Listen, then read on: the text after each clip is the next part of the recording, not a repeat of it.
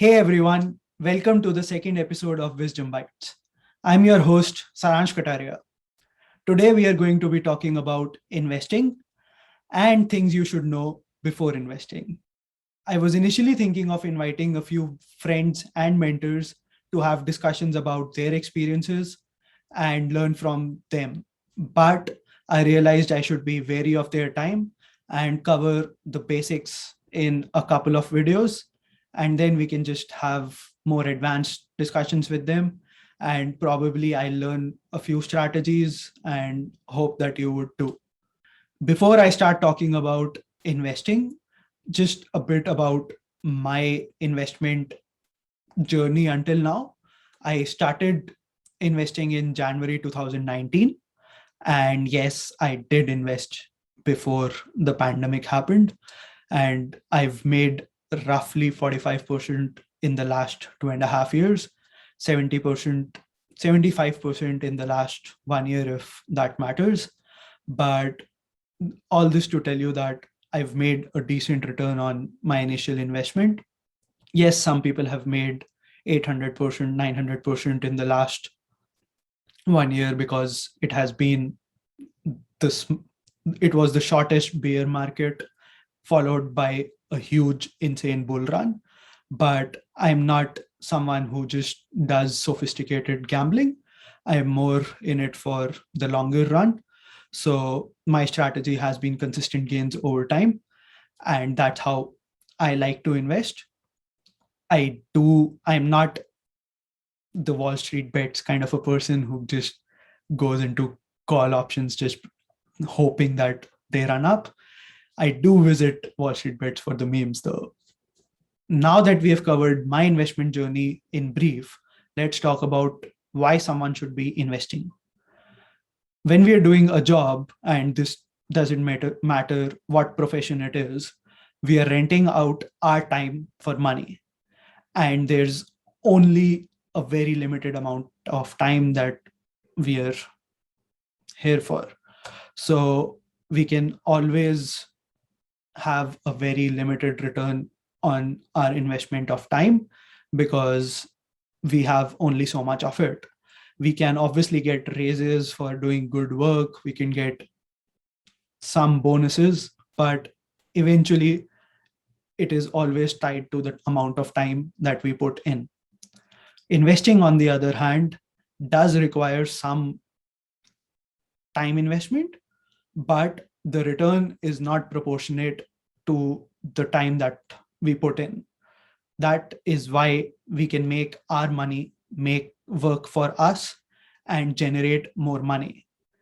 Therefore, it's not exactly passive income, in my opinion, because you are putting in time, but it's definitely giving you a lot more return than just doing work. Investing does require time and effort and discipline for it to be successful in the long run. You have to buy and hold the assets that you believe in. You have to do your research and you have to look at the longer horizon. You have to have the emotional and mental stability to sustain multiple bull and bear markets, which is just ups and downs. And you have to also be able to control your fear of missing out. Otherwise, you'll end up speculating on some things which might not always give you good returns. There's a lot of risk associated with it as well. You have to, again, figure out what your risk appetite is. Everyone has a different risk appetite as well as different investment strategies and different timelines. So someone who buys a stock today at 100 might think it's insanely good value for that stock. And at 150, they decide to just sell it because they've made a lot of profit. But you might be entering the market at 150 thinking it's a good buy. So depending on the various entry points and various strategies, it's all requires a lot of research. But in the end, it definitely helps you make more money. And the reason that it happens is compounding. The power of compounding is something that not only applies to investing, but is definitely, you can see the returns over time, and you can just enjoy the money that you make while your money works for you. Let's do a short exercise. Let's assume we have an initial investment of $2,000 and we are doing a monthly contribution of $1,000. And we are investing this money for 25 years of time.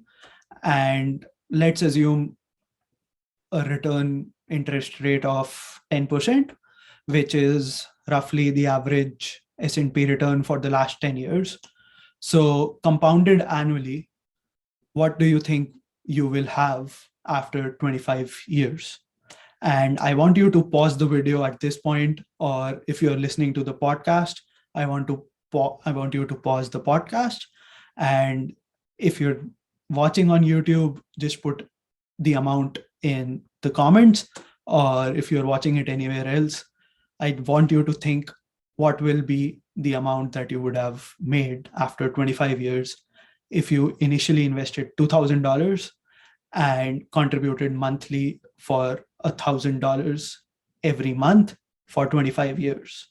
Pause the video right now and put in a comment down below. What do you think the number is going to be? Hopefully you pause the video and put in a comment below. I cannot see the comments right now because I'm recording this, but I'm assuming most of you would have said 300,000, 400,000. Some would have gone a bit more higher, 600, 700,000. But the correct answer, if you go to compound interest calculator, which I'll put in the description as well, is a whopping $1.2 million. That is the effect of compounding. That is how much you can make if you do it right and you do it in a disciplined manner. I hope that gives you an idea of why you should be investing. Now that we are all thinking about becoming millionaires, let's take a step back before taking a leap forward. We definitely want to get started as quickly as possible and as early as we can. If I just reduced that timeline of 25 years to a 15-year timeline, the amount that we'll have after 15 years is just $389,000. And that is because the time duration is what makes the compounding go faster. That's why we need to be disciplined, and we need to think about longer horizons than smaller ones. But there's a few things we should definitely do before we start investing. I was lucky enough that my father taught me to live a debt-free life. And that is the first thing that anyone who is thinking of getting into investing should do first. You should get rid of your debt first before you even think about investing in any form. If you're making, let's say, 3%, 4%, or let's say 10% in the market or whatever way you are making, but your loan interests are 12%, 15%, or 20%, then you're paying more in those loans, and getting rid of those loans would be more beneficial than what you're making in the market, because overall you'll be -2% or -5% on your whole portfolio. That's why getting rid of your debt is super important. The next step is purchasing an insurance. Once you are debt free, you want to plan for the unseen. So there might be some health issues in the future, or God forbid, if you die, you want your family and the people who rely on you to be taken care of. So you want a life insurance that covers a certain amount of money for your family in case of your death, and you want a health insurance, the employer that you're working for usually provides for one. And if not, you want to plan for that unseen moment in the future as well. So you want some money invested, or just buy a health insurance. Once you're debt free, you have an insurance, both life and health. The next step is to have a rainy day fund. A rainy day fund is, let's say you have some, is again a version of planning for the unseen, and you are trying to save some money in your savings account, or just a high yield savings account can do, or you can just have it in your checking account too. It doesn't really matter, but this is the amount that you should have saved, just so that if something happens, you lose your job, or you just don't have any sources of income at some point, you want to have some money in the bank that you can just pull out. You don't want to pull out the money that you invested in the market or invested anywhere else when there's a downturn. This was one of the biggest challenges. If something like COVID-19 happens again, I hope not, then if I did not have a rainy day fund, I would have had to pull all my stock market investments out. And I was lucky enough that I didn't get laid off. But if that had happened, I would, and I did not have my rainy day fund, that would have been a problem. Once you have those in place, it's definitely easier to start putting your money in investments that you want, and just have that peace of mind. And some people will say you should only put the amount of money that you're willing to lose in the market. I am not one of those people. I have most of my savings put in the market, which can be a good thing or cannot be, but I know I'm young and I can take that risk. So that's a personal preference. But because I have some money as my rainy day fund, as well as I have insurances in place, I can safely put my money in the market, and I can probably handle a couple of bear markets and not be worried about pulling out my money if I need it. Now that we've covered things that you should know before getting into investing, there's also something that you need to know about the different types of investments. There's stocks, options, futures, commodities, bonds, cryptocurrencies, currencies, real estate, and probably startups if you're going to be that aggressive. So all of these are different forms of investments. And as I had mentioned before, there's a different risk and reward associated with a lot of these. Usually, higher the risk, higher the reward; lower the risk, lower the reward. I would say bonds are the least risky investment, but they can give you relatively moderate returns. Then commodities are a safe haven for a lot of people. The risk is more than bonds, but relatively lesser than stocks. And stocks are obviously the next riskier level of investments. And if you're picking stocks individually, then that's more riskier than investing in something like an ETF, which is what I would recommend. If you're just starting out, just put your money in S&P 500 or NASDAQ, and that should probably give you good returns over time. But if you want to get into handpicking companies that you think are going to do well, there's definitely more risk and more reward associated with them. The next higher risk item would be options. One option is equal to 100 stocks. So if I'm buying one option, it is equivalent to 100 stocks of that company or ETF. So this is something known as leverage. I wouldn't get into a lot of details about how that works since this is a very basic video, but it's since your one option is proportional to 100 stocks, the risk factor gets multiplied. So you will make 100x the returns on the stock, both positive as well as negative.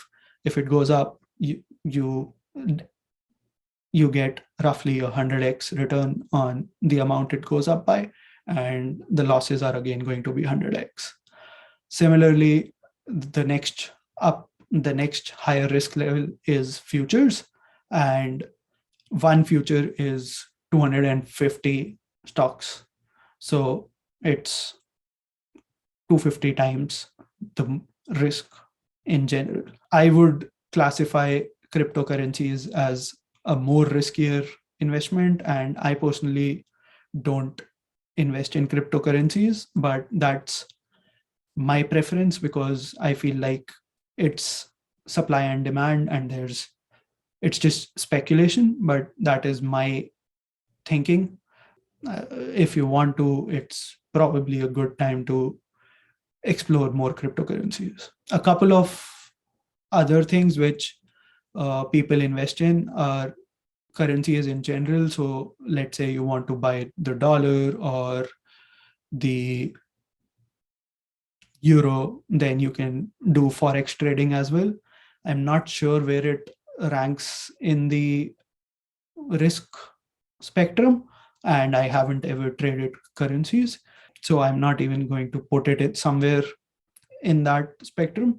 Another thing which I don't know where it belongs on the spectrum, but I do own a bit of, is real estate.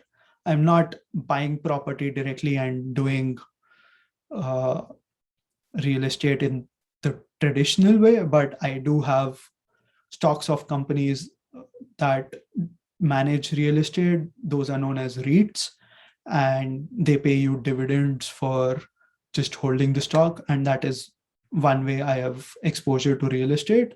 But you can go crazy and buy houses, flip houses, and do all of those things as well. And it's also an investment. The biggest risk of these all would be if you want to invest in startups, if you want to go crazy and invest in Series A, Series B startups. Now it's possible to do that these days. So that would be the highest risk and highest reward of all these types of investments. And that is pretty much all the types of investments that you can get exposed to.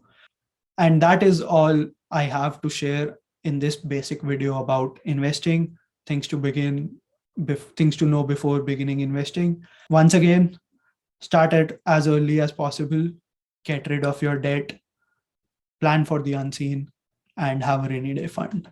Thank you for watching this video. I hope it was helpful and added some value. And I hope you learned a few things about investing and things you should do before starting investing. I would love it if you could join us as a subscriber wherever you are watching this video or podcast. And I would also request you to join the Discord server, wherein I'll be posting about other things related to investing, as well as gather feedback from you about what future videos should contain. So definitely would be helpful if you were in the Discord server and providing some insights into what kind of stuff that you would want more of. Can be financial discussions, can be personal finance.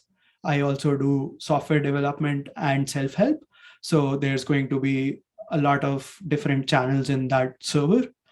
And we'll be posting 2 of these videos every month. So every 2 weeks, we'll have a video. One will be technical or software development related, and one will be finance or self-help related. So I hope you find value in that. And until then, stay tuned for the next Wisdom Bites, and looking forward to seeing you in the next one.